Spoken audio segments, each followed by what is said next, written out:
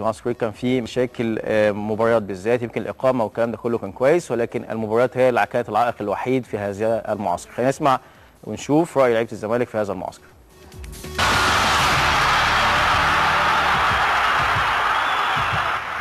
مدى استفادتكم من معسكر الزمالك؟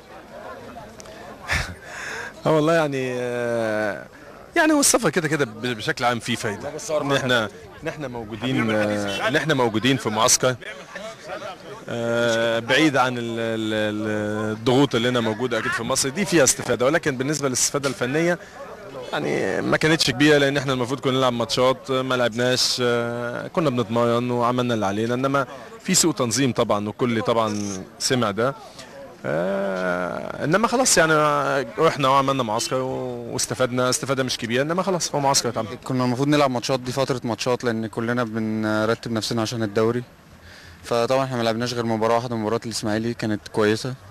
بعد كده ما كانش فيه ماتشات، اتمرنا كويس وبس. طبعا مواعيد الماتشات ما كانش فيه ماتشات خالص، فدي طبعا مش ده اللي احنا رايحين عشانه. انت طالع علشان تلعب ماتشات وطالع علشان تستفيد، فما بيحصل لك حاجه زي كده ما تبقاش بايد اللعيبه كلها موجوده، اللعيبه كلها بتتمرن، فطبعا مش بايد اللعيبه ولا بايد الجهاز. يعني الله يكون في عون الجهاز طبعا، ويكون في الجهاز ده يعني مش عارف يعمل ايه ولا ايه. الملاعب ساعات ما بتتوفرش، يعني المعسكر يعني لا، لو كنا قعدنا هنا طبعا كان هيبقى احسن. يعني المعسكر يعني لحد ما القعده والاقامه وكده كانت كويسه، بس كبرنامج احنا ما استفدناش كتير. يعني ان احنا ما لعبناش يعتبر ماتش الا ماتش الاسماعيلي، فده يعتبر مش كافي بالنسبه لينا. يعني احنا الفتره اللي قعدناها دي المفروض كنا لعبنا على الاقل ماتشين او 3 ماتشات على الاقل. يعني احنا كنا نتمنى يبقى المعسكر يبقى احسن من كده بكتير. يعني احنا يمكن الاستفاده ما كملتش 10% من المعسكر بالنسبه لنا يعتبر فاشل.